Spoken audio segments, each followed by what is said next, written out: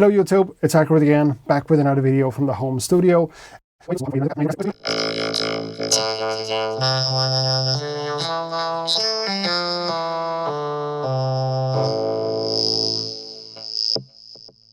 And today we have a new synth to check out. The one right here is KORG's new KingKorg Neo. Accurate beats.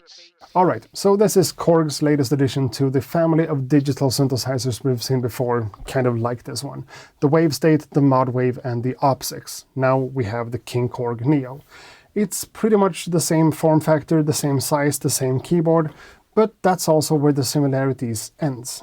Because this one is based on the original KingKorg synth that came 10 or 11 years ago, and this one has a lot of the same functionality and sounds as that one, but in a smaller form factor, with a bunch of new presets and also a few changes going on under the hood, of course. KingKorg Neo doesn't have the tube module at the end of the signal chain as the old one had to warm up the sound a little bit, but it does come with an included gooseneck microphone for the vocoder stuff.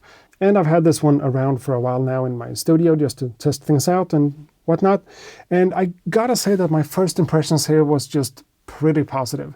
I didn't really feel like anything game-changing was going on, and maybe that's the case. But I needed to spend a little bit of time to really appreciate what the KingKorg Neo actually does really, really well. You know, having these dedicated buttons for synths and leads and bass and pad sounds kind of just made me want to play around with the presets and just play music.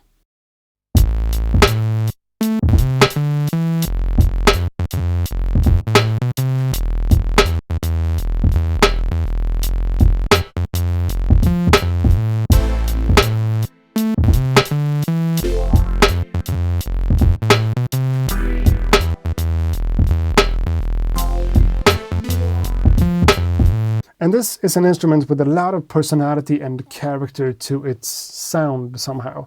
And a part of me felt like some of the presets were a little bit dated, and maybe the personality in here didn't always fit perfectly into the music I was trying to make, if that even makes sense.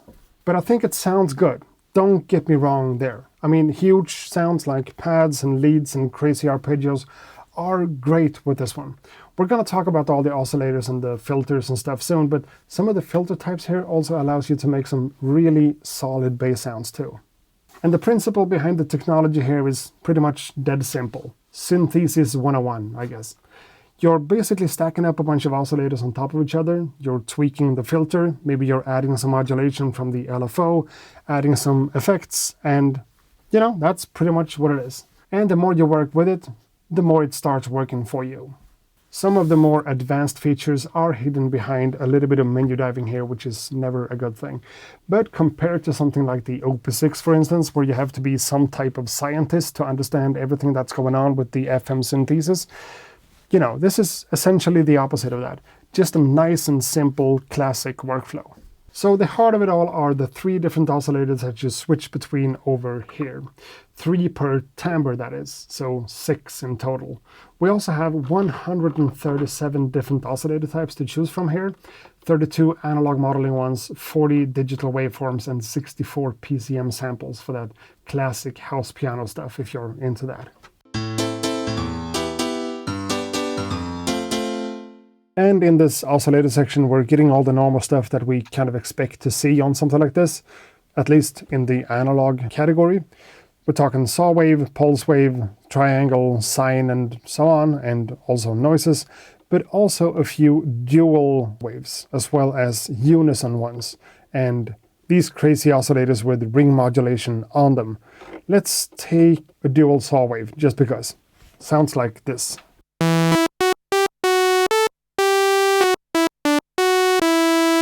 Alright, nothing crazy about that, but now let's tweak this knob right here.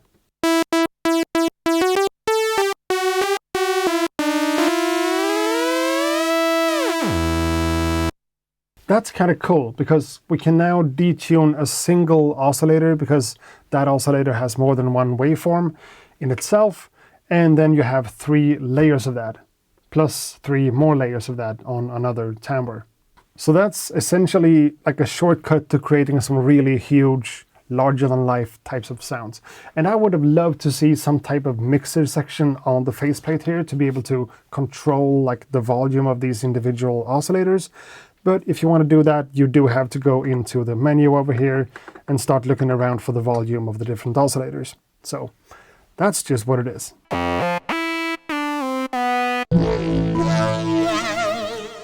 But we have a really powerful filter section over here with 18 different filter types taken from Oberheim synths, a Moog synth, the TB303, the MS-20 filter is in here too. And, you know, the KingKorg also has 2 filters that are essentially unique to this one. And the filter itself is made in a way that it kind of affects the 2 different timbres individually. So you can do 2 different filter types for the 2 different sections like that. Kind of cool, kind of powerful.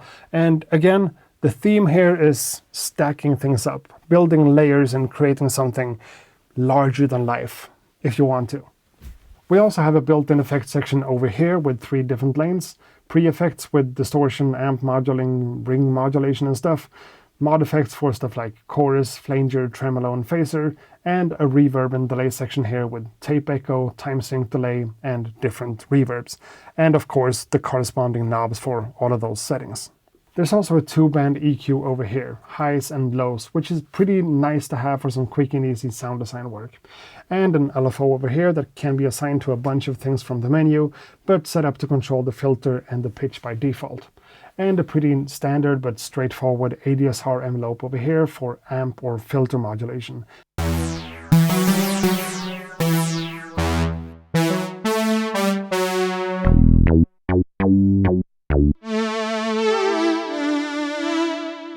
It can do a bunch of arpeggios, it has an 8-step sequencer built into it, and there are a few different creative ways to split the keybed between different sounds, even for something this small. That's kind of cool. And on the back of the KingKorg Neo, there's not really a lot of stuff to be super excited about and not a lot of stuff to be disappointed about either. A power input, MIDI in and out, a USB connection, that's USB-B by the way, 2 foot pedal inputs and the master outputs. That's pretty much what it is.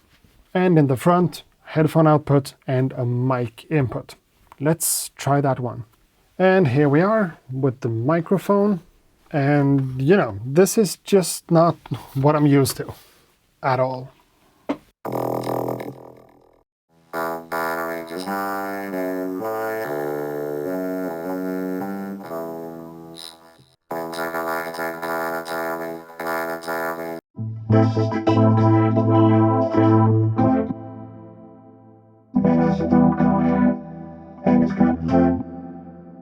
Okay, so maybe the vocoder is a little bit too much fun to just play around with and time just flies, but I do have a few finishing words I want to say here. First, this is just a cool little synth. That's what it is.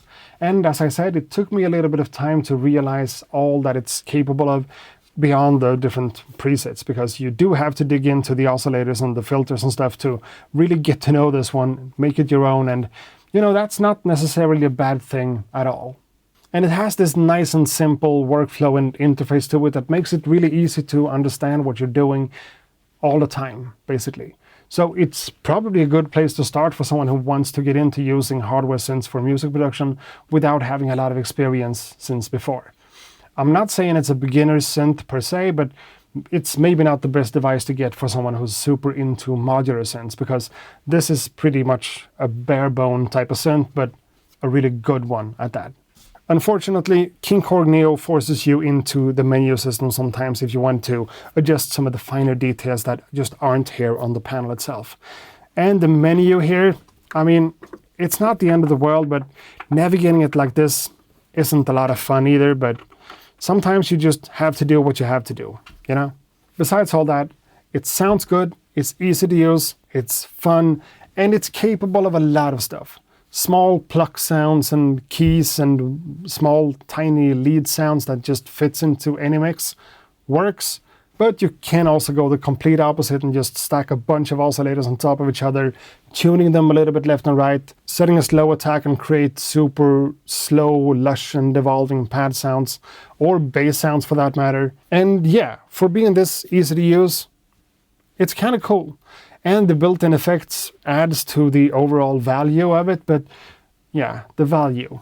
I'm not sure about the retail price for this one as I'm filming this video, but as far as I've understood so far, it should land somewhere around the $1,000 mark, which is a lot of money, sure. Is it worth it though? Honestly, that's really, really hard to say, because depending on who you are, you might feel differently. But to me, it feels like everything in the entire world gets more expensive by the minute. And that applies to technology and musical equipment too, for sure. And I know that everyone doesn't need a hardware synth. That's just what it is. But if you do, yeah. You know, having an instrument that's this easy to use and this easy to understand and this versatile could actually work out in the long run, even though the price tag might be a little bit high, I guess. But again, I don't really have the retail price for this one. I'm just going by what I've heard. But yeah, that's my first look and my first thoughts on the KingKorg Neo from Korg. Thanks a lot for watching this video, and I hope to see you guys in the next one too. Until then, ha det gott. And I also did something about that last sentence on the vocoder, I think.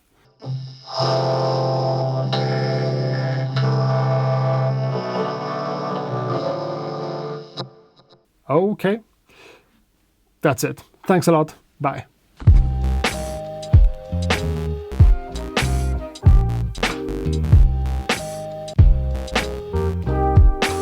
Accurate beats.